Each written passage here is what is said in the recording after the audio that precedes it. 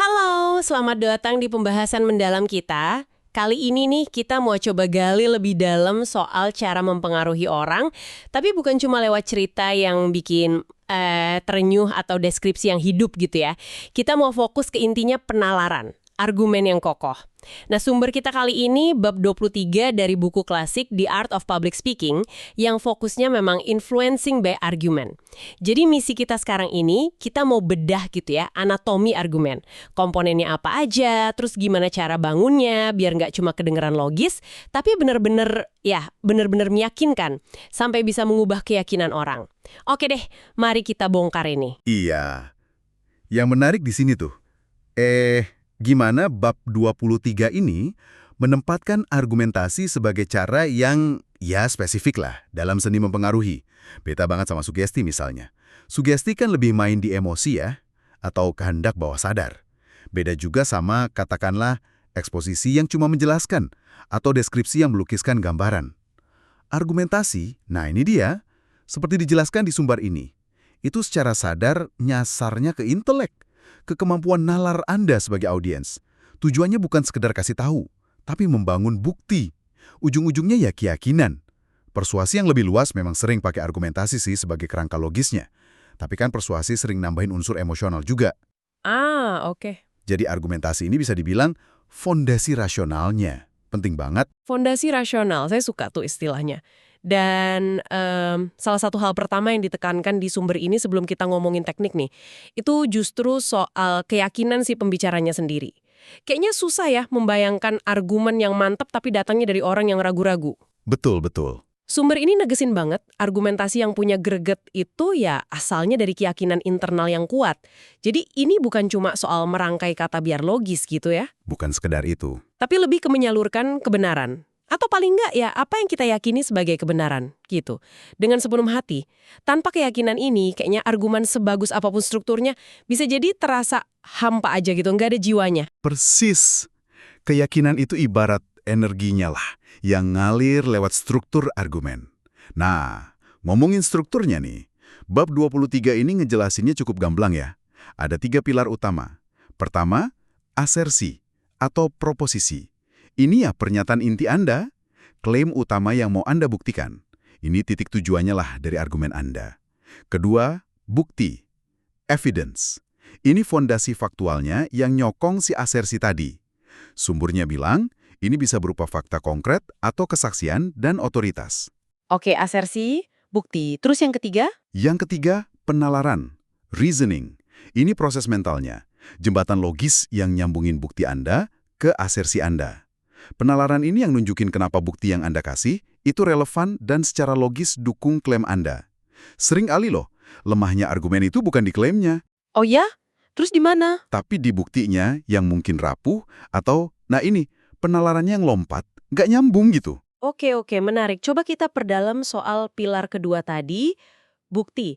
Sumber kita kan ngebaginya jadi 2 kategori besar ya. Ada fakta, ini kayak data, statistik, kejadian nyata, pokoknya yang idealnya bisa diverifikasi lah secara objektif. Bener. Terus ada otoritas atau kesaksian. Ini berarti kita ngutip pendapat ahli, atau pernyataan saksi mata, atau ya rujukan ke sumber yang dianggap kredibel lah kayak buku teks, laporan riset, dokumen sejarah gitu. Iya, bisa juga. Jadi dua-duanya ini fungsinya sebagai fondasi ya buat bangun argumen. Artinya, waktu kita dengerin argumen atau mau bikin argumen sendiri, kita perlu lihat nih, fondasinya ini fakta, otoritas, atau gabungan keduanya. Dan, nah, disinilah kita masuk ke bagian yang krusial banget tapi sering kelewat. Nguji kredibilitas bukti itu sendiri. Sumber ini tuh ngasih semacam checklist mental lah. Pertanyaan-pertanyaan tajam gitu. Ini penting banget. Soalnya argumen sehebat apapun bakal runtuh kalau dibangun di atas bukti yang, ya meragukan. Oke. Contohnya gimana tuh ngujinya? Misalnya nih, kalau bukti kita berupa kesaksian personal, orang ngomong gitu ya, kita mesti tanya, ini saksi kredibilitas moralnya gimana? Terus, posisi atau keahlian dia memungkinkan nggak sih dia tahu fakta sebenarnya? Dia saksi mata langsung atau cuma denger-denger aja? Wah, detail juga ya. Iya dong. Terus lagi, kesaksiannya itu sukarela nggak? Ada tekanan nggak? Tunggu sebentar. Jadi nggak cukup cuma kata si A begini. Banyak lapisannya ya ternyata buat satu kesaksian aja. Betul sekali. Dan masih ada lagi nih, kesaksiannya konsisten nggak? Maksudnya nggak bertentangan gitu sama omongan dia sebelumnya atau sama fakta lain yang udah kita tahu. Oke. Terus, ada bukti lain nggak yang ngedukung kesaksian dia? Kesaksiannya ini bertentangan nggak sama akal sehat atau pengalaman umum kita? Dan terakhir, ya ceritanya sendiri masuk akal nggak sih? Mungkin nggak sih kejadian kayak gitu? Ini filternya ketat loh. Wah, itu baru kesaksian personal ya. Kalau buktinya dari otoritas gimana? Kayak ngutip pakar atau buku gitu. Nah, kalau otoritas, pertanyaannya tidak, tapi sama pentingnya. Misalnya, ini otoritas emang diakui nggak di bidangnya? Kualifikasinya apa? Terus, ada potensi bias nggak? Kepentingan pribadi gitu, yang mungkin mempengaruhi pendapatnya? Benar juga. Pendapatnya dikutip secara akurat nggak?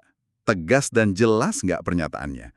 Kalau sumbernya buku atau laporan gitu, sumber itu sendiri punya reputasi bagus nggak? Reliable dan nggak berpihak gitu. Contoh di buku itu kan soal definisi police power.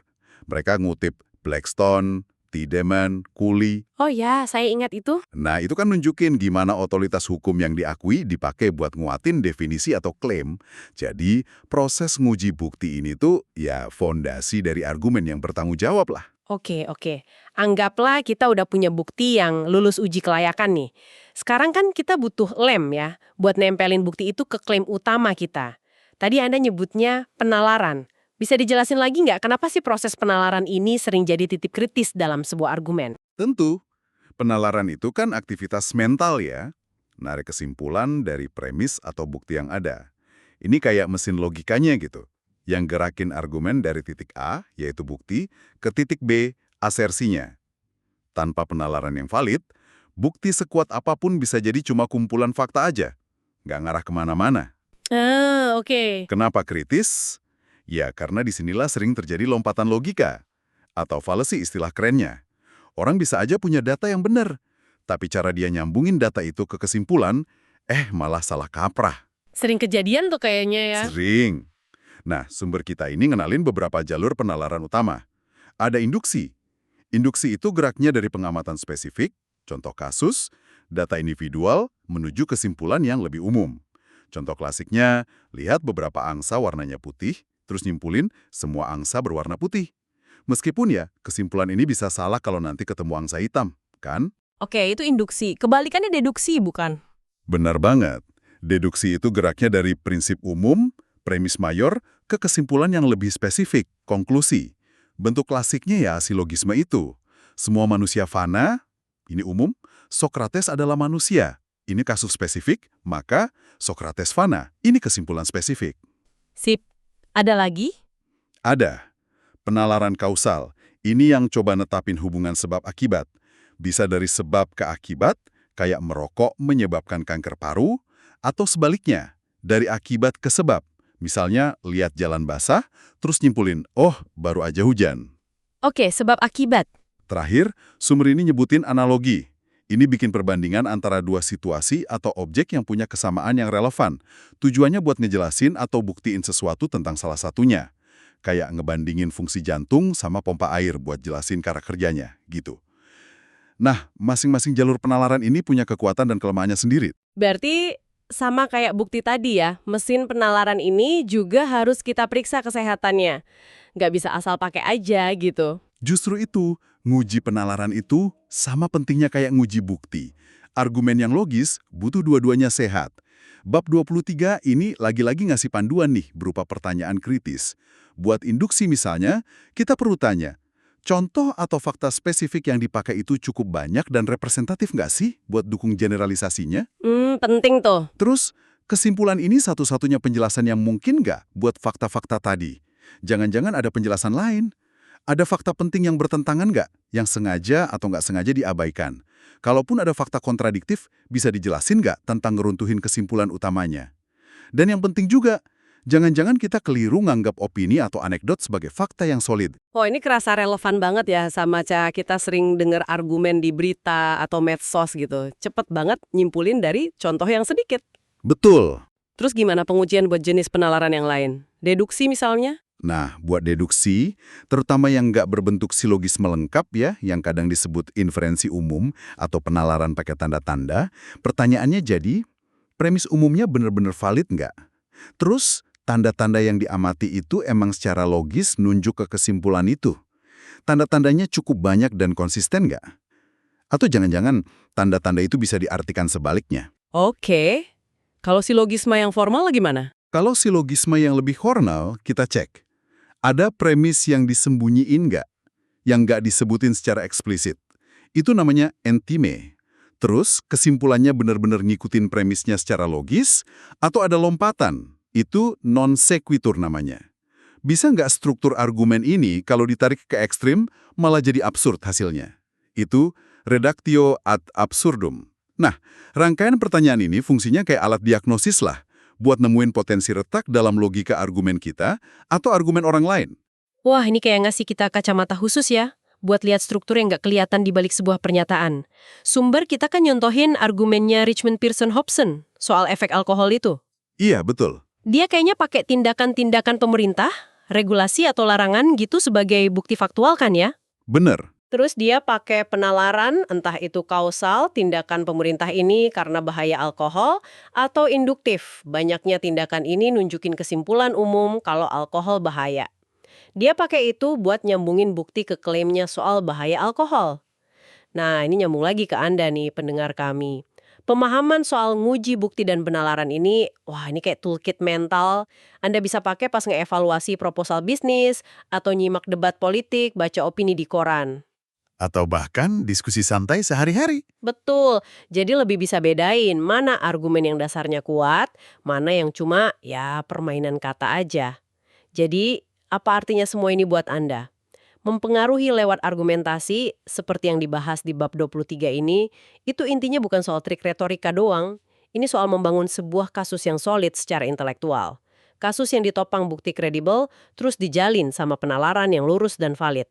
Iya, meyakinkan lewat jalur nalar. Betul, ini seni meyakinkan lewat nalar. Lebih dari sekedar teknik ngomong di depan umum, ini tuh latihan fundamental dalam berpikir kritis. Kemampuan yang ya ampun penting banget buat navigasi lautan informasi zaman sekarang. Anda ngomongnya pas banget.